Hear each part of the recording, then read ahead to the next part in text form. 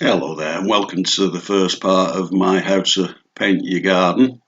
As you can see, I'm working from a set of photographs I took using this one here as the main photograph, and then I'm going to add little details from other photographs that I took and piece together a nice flowery scene. And the focal point is there, which is the path disappearing into the middle,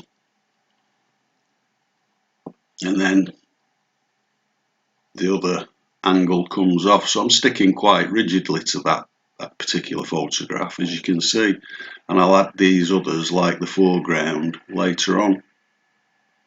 A particular feature of my mum's garden, which this is, are the little statues and gnomes that she likes to dot around, so I'm going to just do a little bit extra work on those. I'm not going to overstate them in the painting. In fact, you struggle to see them really, and she's got a nice bird bath and bird feeder there that will keep in the same place. And then in that dark area we've got poppies shining through, and we'll mask those off later so that they shine out. And then there's, again, just finishing off the birdhouse there, and there's an archway that I'm not going to overstate, but it's a nice archway that I'll mask out and then I'll paint over it just so that it looks like the sun is just catching it. And rather than draw all the houses in, we're going to use I'm going to put trees in the distance just to make it look a little nicer. I've actually sped this drawing up a little bit, so it took a long time. It took about 20 minutes to get the basic sketch, so I've just chopped it down to 6 minutes. Then we've got the wheelbarrow, which I've moved slightly, and then a Japanese Acer tree, which will be a real feature, as you can see in the finished painting. So we'll get that. The shadows on the wheelbarrow are very important. It was a really sunny day, so I'm going to get nice dark shadows underneath the wheelbarrow later on, and there was a really nice floral display in there that we'll make a feature of. And that statue I'll just move over a little bit. So it's a case of using your reference photographs, just going on to this Acer now, and I'm taking particular care to get a few of the leaves exact, and where the sun is catching it I'm going to mask that, and we'll make a really good feature. It's not as big as I'm doing it in the painting, the Acer, but it's such a nice colour I'm going to use it quite extensively. So there you can see I moved that statue over a little bit, again to make a nicer composition.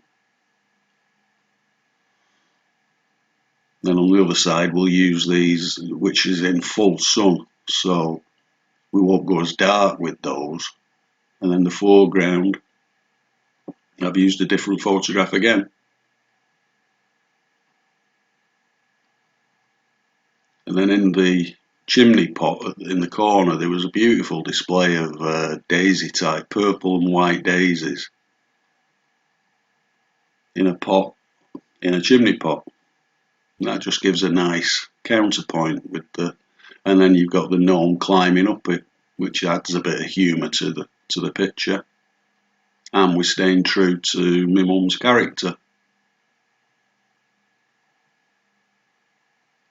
And we've got these pots here from that same photograph. There was a bird back there with plants in, but it kind of stuck up in the middle, as you can see, and so I've left that out. Certain details you leave out. It's all about making the picture a nice composition. You see how I've put the wheelbarrow about a third of the way up and a third of the way in. It's all about composition. Now I'm just literally going around the whole thing looking for particular flowers, and I'm drawing some in quite detail so that we can mask it. And by drawing one or two detail flowers, the mind automatically lets, it makes all the rest of the foliage work. See there, like I say, I'm just doing a few daisies that I'll mask out, and then a few of the bell-shaped flowers that we'll make a nice display of. And underneath the Japanese Acer there, we've got what we call the anti-eileen plant, which is like a nice purple. They're all over the garden. We'll make another feature of those as well. So as you can see, we've got the basis down now of the picture. I'm quite happy with it.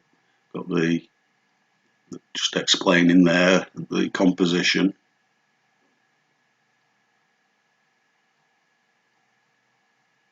The wheelbarrow will make it.